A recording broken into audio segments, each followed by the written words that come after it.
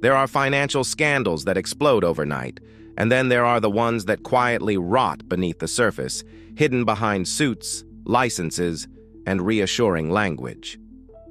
The collapse of Stocks Securities Limited, SSL, belongs firmly in the second category. By the time the public fully understood what was happening, the damage had already been done.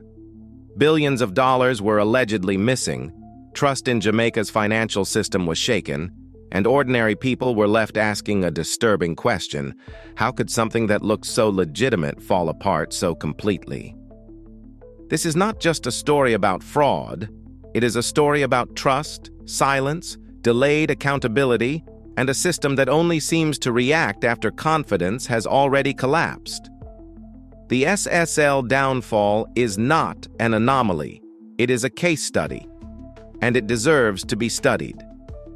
Stocks Securities Limited was not a fringe operation.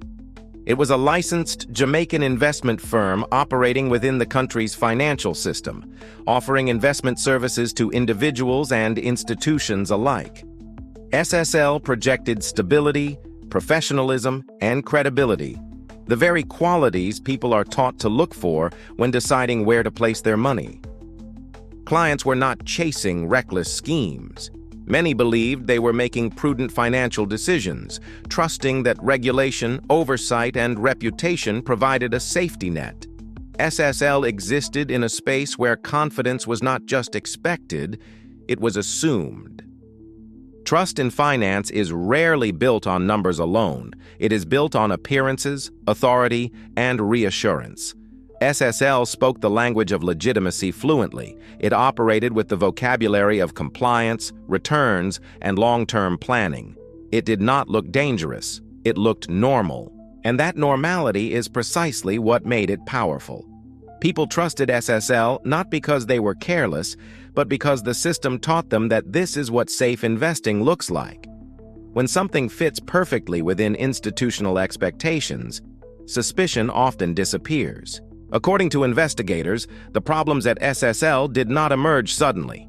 Funds were allegedly moved in ways clients did not expect.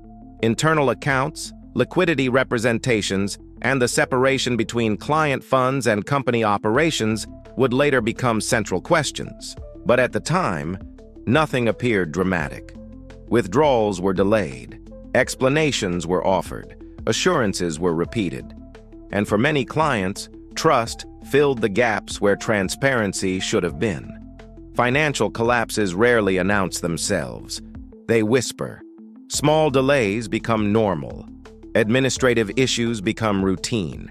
Clients are encouraged to wait, to be patient, to trust the process. In hindsight, these moments stand out clearly, but while they were happening, they blended into everyday financial friction, the kind people are conditioned to tolerate when dealing with institutions. Eventually, the whispers became impossible to ignore. Regulators stepped in, investigations intensified, and the scale of the alleged losses became public. What had once been quiet concern turned into shock. For many Jamaicans, this was the moment the illusion broke. SSL was no longer a trusted institution. It was a symbol of failure, not just of a company, but of safeguards people believed existed. As the story unfolded, it became clear that the impact of SSL crossed social and economic lines. Several well-known Jamaicans publicly confirmed that they were affected. Their involvement was not evidence of wrongdoing, it was evidence of scale. When prominent figures are caught in the same collapse as ordinary citizens, it reveals something important. This was not a selective failure. It was systemic. One of the most unsettling aspects of the SSL case has been time. Investigations stretched on. Victims waited.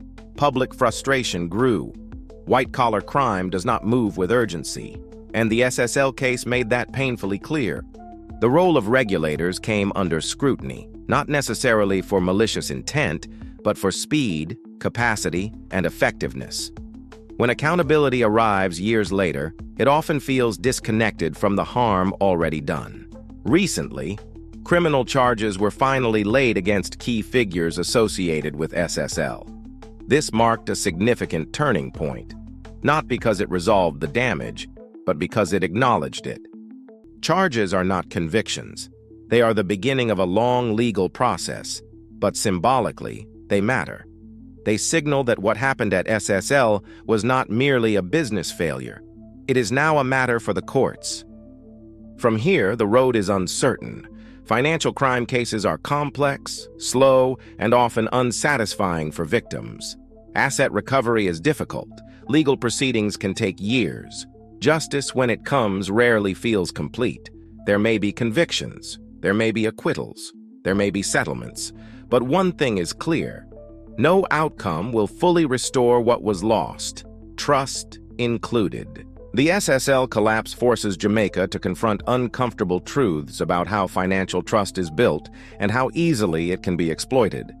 It raises questions about regulation, accountability, and whether safeguards protect people in practice or only on paper. This was not just about one company. It was about a system that allowed confidence to outpace oversight. SSL did not collapse in a single moment. It collapsed slowly, quietly, and then all at once. By the time criminal charges arrived, trust had already disappeared. And that is why the SSL downfall needs to be studied and highlighted. Not to assign outrage, but to understand how easily legitimacy can mask risk, and how dangerous silence can be when systems fail in plain sight.